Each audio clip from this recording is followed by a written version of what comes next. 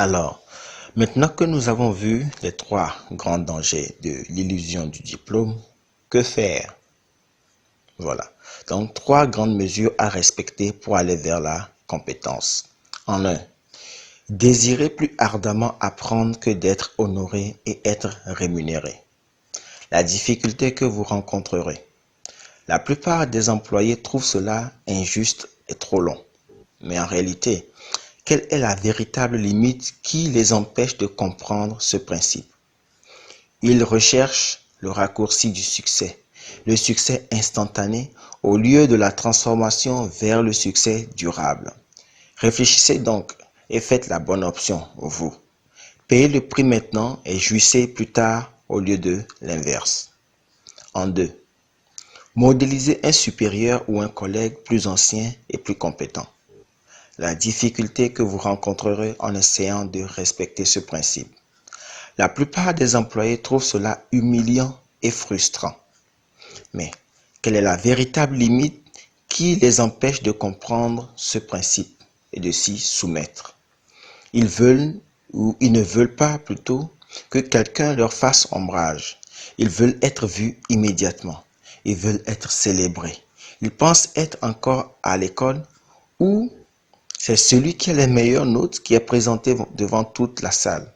Ou encore, ils veulent être dans cet environnement où c'est la loi du chacun pour soi, où c'est le héroïsme individualiste qui fonctionne. Réfléchissez alors et faites encore la bonne option. Payez le prix maintenant et jouissez plus tard au lieu de l'inverse. En 3, avoir un plan de carrière général, un plan de carrière dans la structure et un plan de progression et d'amélioration continue à partir d'une analyse SWOT, toujours actualisée de soi, sur tous les plans de la vie personnelle et professionnelle. Maintenant, quelle est la difficulté que vous rencontrerez en essayant de respecter cette troisième loi? La plupart des employés trouvent cela trop lourd, trop exigeant et même parfois inutile, vu que beaucoup se considèrent seulement employés. Pourquoi se ferait-il autant de mal pour se restructurer? Mais quelle est la véritable limite qui se cache derrière cette manière de percevoir la réalité? En fait, ils désirent le succès. Beaucoup de gens désirent le succès, la richesse, l'argent, les bonifications, les bonnes choses. Mais ils n'aiment pas suffisamment leur propre vie pour se mettre à l'améliorer. Ce qu'ils désirent, c'est le plaisir. Ils ne désirent pas ardemment devenir pour eux-mêmes la meilleure version d'eux-mêmes. Chers partenaires du succès, nous avons partagé avec vous aujourd'hui donc les trois grandes illusions du diplôme.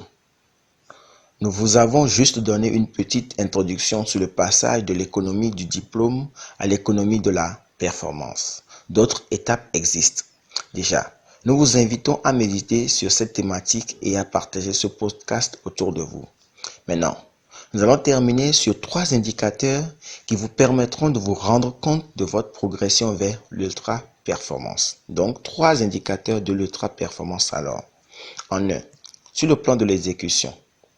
Sur le plan de l'exécution, vous devenez ultra rapide dans l'exécution des tâches simples et complexes, tout en étant efficace et proche de l'irréprochable. Lorsque vous constatez cela, vous savez que vous êtes en train d'accélérer, d'augmenter votre niveau de performance.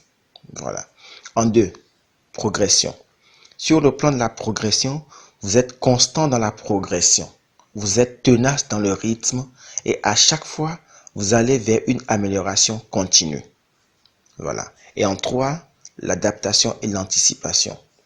Sur ce plan de l'adaptation et de l'anticipation, vous avez des niveaux de réflexion rapides et précises sur les nouvelles situations.